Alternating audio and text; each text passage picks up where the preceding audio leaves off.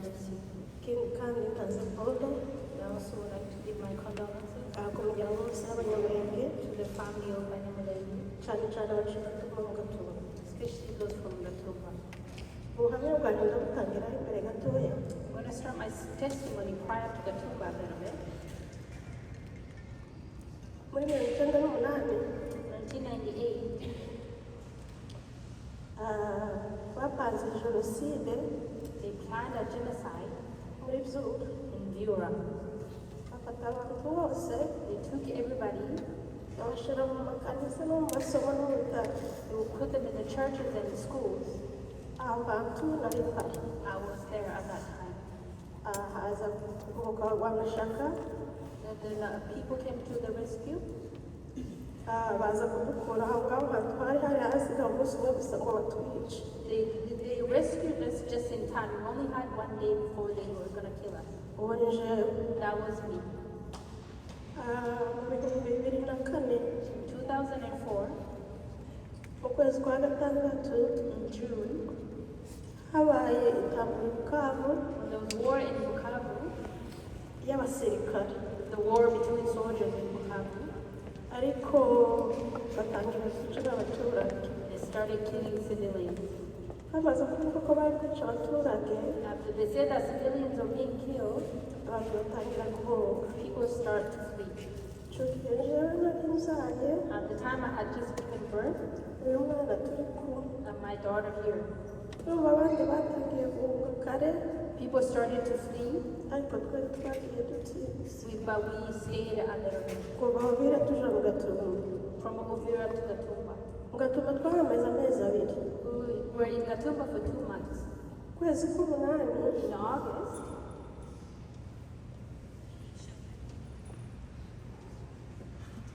hari abantu bari bafashe Kalemi, there were people that they had captured in Kalemi. bari barimo kwaka. My father was among them. Igihe cyose twageze duhunga papa kabo twabaga turi kumwe. Every time we fled from war, our father was never with us. Ariko twazi tugira nyine icyo gihe nawe arapfa n'abantu bapfa. At the time we thought he was going to be killed just like everybody. Ko Imana irazi kumurinda arashika dusanga mu Gatumba twari turi. But God protected him and he was able to come to Gatumba where we were. Akimara gushika As soon as he arrived, yaratwicaje he sat us down. aratubwira ngo ntabwo twaguma hano He said, we cannot stay here. tuzozamuke tuje ruguru. We should go to Mineva, to the mountain. ariko icyo gihe aho ngaho mu Gatumba twari turi hari habaye ubuzuki budasanzwe. At that time in Gatumba, there was a revival happening. Aranyihanganira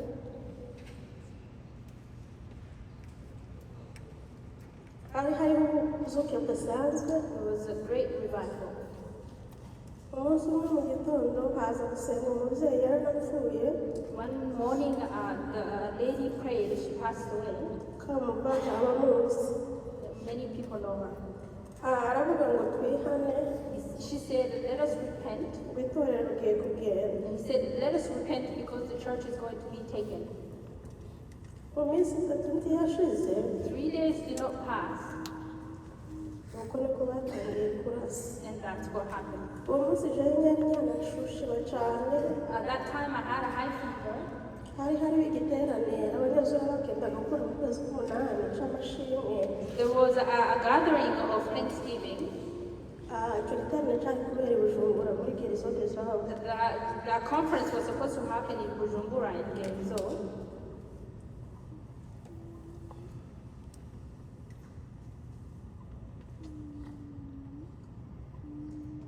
Nuko habaye nimugoroba So when the evening came, turaryama. we went to bed.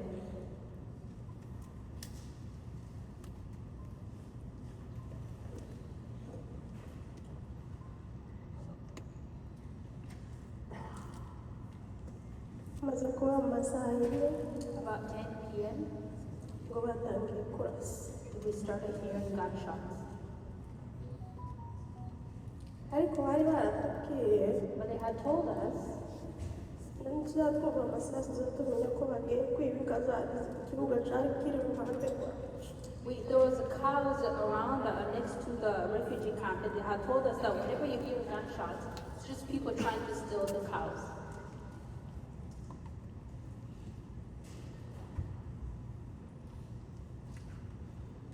subiye inyuma gatoya If I go back a little bit, umudamu w'abasinzira wari uhari there's a lady from the house of Asinjira. yari atwite She was pregnant. aje koga nijoro She went to take a shower at night time.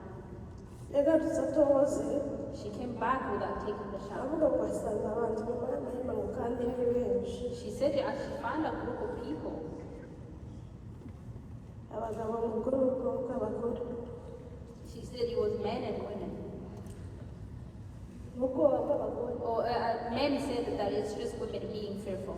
ariko agishika kujya kugira ngo abo ngabo bamubonye yinjira nibwo baratekereje ngo bagiye kuvuga amakuru I think the people saw her entering. Maybe they thought she was going to snitch.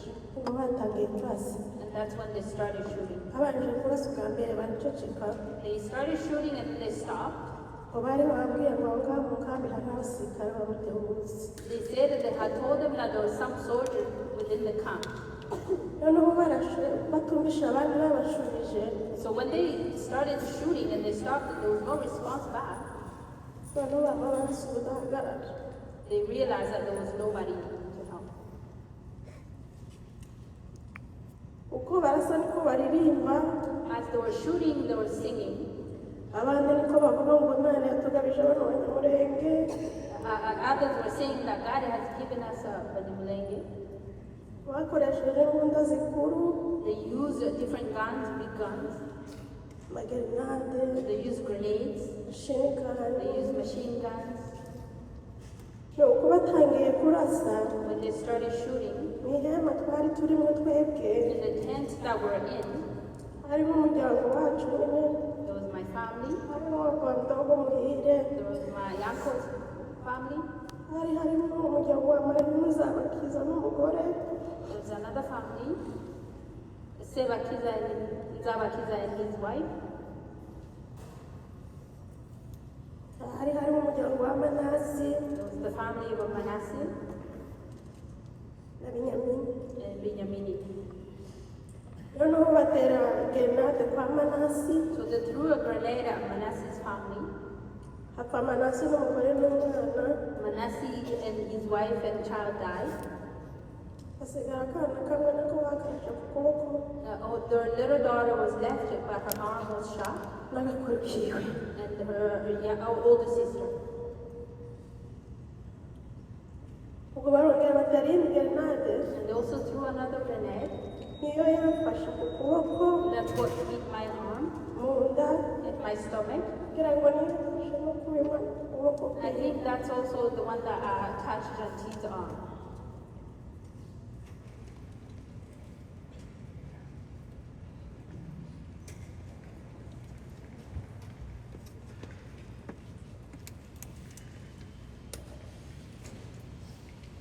noneho mbwira papa ngo bandashe So I told my father that I'd been shot. aravuga ngo kubera ko hakiri amasasu menshi And he said, because there's still a lot of bullets going on, ihangane just bear with it. noneho arambaza ngo ariko hano ni bazima But he asked me, are the kids okay? ndamubwira ati simbizi kubera numvise umwana arira arimo ariceceka ariko sinzi muri muzima But I said, I don't know if they're okay. I just heard the baby crying and they stopped. But I'm cyangwa not nimba sure. yapfuye I don't know if they're still alive. mu kanya After a while, n'umunaje na tata wacu nibo bari bamurashe my sibling from my uncle's side, they shot her, bamurasa ku kuguru but they shot her leg. aravuga ngo nibamuhambire And she said, please tie my leg. papa aramubwira ngo ntabwo dushobora kuza muri aya masasu bayihangane amasasu aje hejuru But my dad said, we cannot come because there's so many bullets. arihangana mu by'ukuri And she bore with it. nuko barakomeza bararasa We continued shooting. noneho hageraho abakora ngo bagiye gutwika amahema It came a time when they said that they were going to set the tents on fire. bavuze ko bagiye gutwika amahema Once they say that they're going to set the tent on fire, niho uwo murumuna yavuze ati ntabwo dushobora noneho kandi dushoboye kugenda gahoro my younger siblings say we cannot be burnt alive when we're able to walk. reka duhaguruke dusohoke Let us just leave the tent. ariko inyuma yacu hari abari basohotse baca inyuma y'ihema barisatuye Behind us, some people had cut through the tent and they were able to go out. niho baza baca That's where they were going through. nyuma yaho After that, haza kuza umuntu ari abo bicaye a person came among the killers. noneho aratubaza ngo se muracari hano He was coming and asking, are you still here? Are you still alive? uko nyine yatubajije nyine muri uru rurimi nyine mvuze He was asking us in this language that I'm speaking. noneho twese turavuga ngo ego turacafite All of us said, yes, we're still here. ariko ntitwari tuzi ko abo mwicaye But we didn't know that he was one of the killers. uko inkambi zari zimeze The way the tents were set up, ni ikintu nyine cy'igihangari ukuntu nyine kidafite ni igihangari nyine bageze basaturamo utwuma it was just a big tent divided into little parts. kubera ko abantu bari benshi But because there were so many people, rero nasubiraga matera muri hallway nyine I was sleeping in the hallway. My mattress was in the hallway n'abana with my children. rero n'icyo gihe uwo muntu yavuze ngo turi hano When that person was asking, are you guys here? tumaze kwikiriza niwe yamashinga imbunde neza hariye ku muryango And then when we said, yes, we're here, the person set the gun right in the doorway. y'amaraso without stop They started shooting without stopping.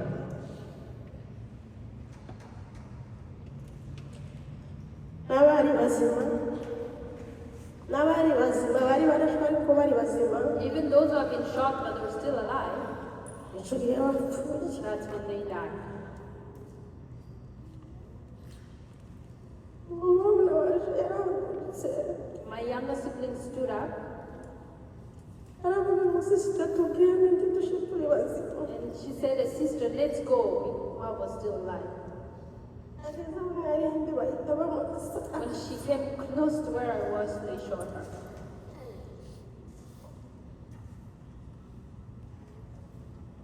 mama we w'icyo gihe atarakomeye My mom at the time, she had not been injured yet. araza ngo agiye kumureba She came that she was gonna look at my sibling. ahageze n'ahita baramurasa ku kuboko As soon as she got there, they shot her arm. noneho abantu sinzi ko bari bameze nyine kubera ubwoba I don't know what was happening, but maybe it's because of fear.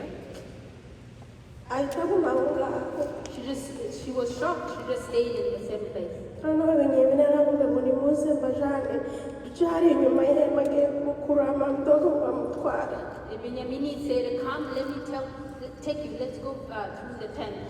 nawe nicyo gihe bamurashe And that's when they shot him too. numva murize ngo batishe mu jisho They shot him in the eye. nuko ahita aravuga ngo yabasha ngo ndahejeje uwo muntu The person, they just said, I'm finished. I'm done. noneho hasiga ahamagara abandi ngo nimuzane duturira n'amahema yabo n'abasigaye bashe Oh, so the person who was shooting says, I'm done. Let's just bring the gas so that we can burn the tent. icyo gihe batangiye gutwika amahema And that's when they started burning them. ariko jewe nkiri aho ngaho amahema yatangiye gusha But the tent started burning while I was still there. atangiye gusha abantu bose baragenda It started burning and everybody left. papa yaragiye My father left. bagendana n'abana nje nsigara mu rugo He took the kids, but I was left. I stayed there. kubera ko uruhande rumwe rwose rw'uburyo bari babirashe Because of the way they had shot me, ndabona nifite guhaguruka ngo mvugo n'ibindi I couldn't stand up.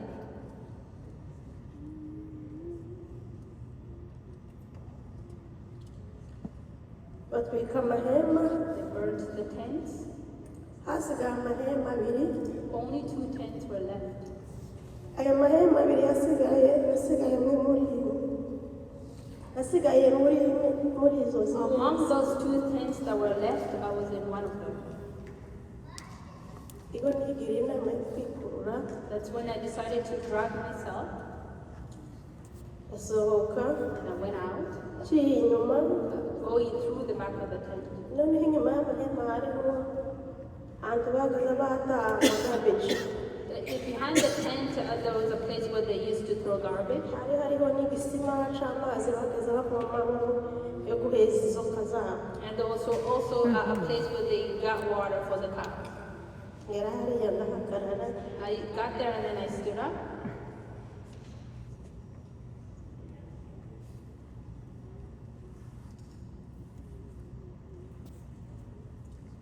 haza kuza umudamu n'abasinzira mama Jalos, One lady from the house of Asinzira came. ndamubwira ngo nagufasha sindagize ashitse kwa sokuru aho bari batuye. I asked her to take me and bring me to where my grandpa used to live. aravuga ngo tubyoshoboka nyabage naje bandashe ubusasu ruri mu mutima. She said, I can't help you. I've been shot in the heart. tugumye aho twembi, We both stayed there. mukanya haza mukamuyomba, And then my uncle's wife came.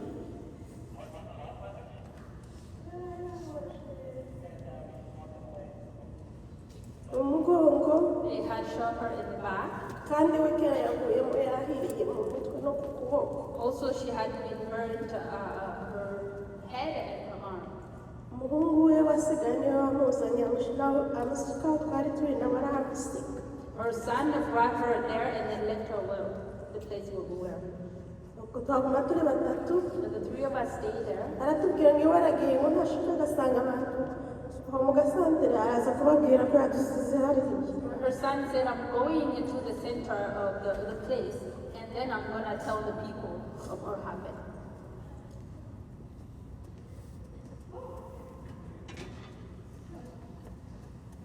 nuko tuguma aho ngaho, We stayed there. n'akanya gato turagenda, And then after a while, abaza kudutwara, they came to take us. ariko aho ngaho narindi But the place that I was, hari urusasu rwari no mu kuguru there was a bullet that was in my leg rwaza gutuma ntabasha kugenda. that was causing me, it wouldn't allow me to walk. nuko baza kudutwara badusa kwako batabaza aho bari bari. They came in and took us where my uncle was. niho twaje kubona ubutabazi That's where we find rescue. bwa bitaro. They took us to the hospital.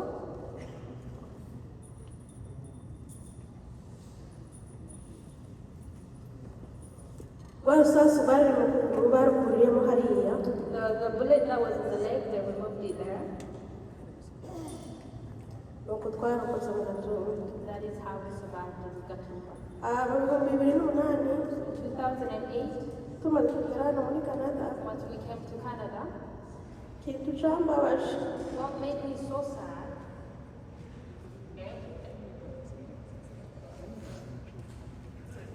nagiye kubagwa. I went to have an operation. anko yari yasubiye muri Afurika, Charles yari yasubiye muri Afurika gukora ubukwe. My uncle Charles was in Africa to have his wedding. ahantu nari ndi nijaje nyine rusaro wari abanyamurenge. Where the place that I was the only one in Lake. tekereza ukuntu ngiye kubagwa mfite abana babiri batoya. I thought of how I'm gonna have surgery with 2 little kids. no ndavuga ati ningenda muri iki kinyararo simbamo, I said if I go through this, I might not survive. ariko ndashima Imana ko hari But I thank God that I'm here n'abana be bazima. and my children are well. ikindi kandi Another thing, munyihanganire ngirangiza. please bear with me. I'm almost done.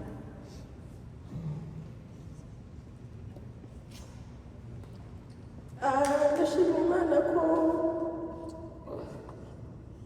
abana bakuze, I thank God that my kids have grown.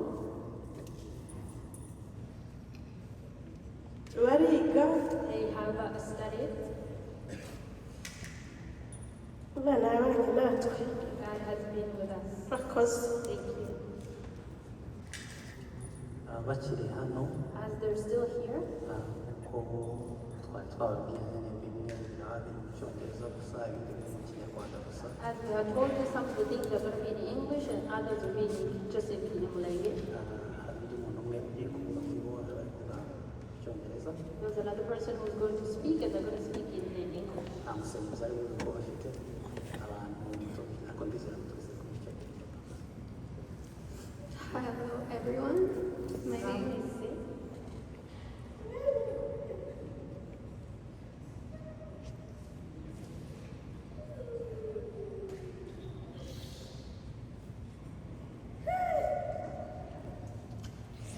Sorry, please bear with us. My name is Shotzi.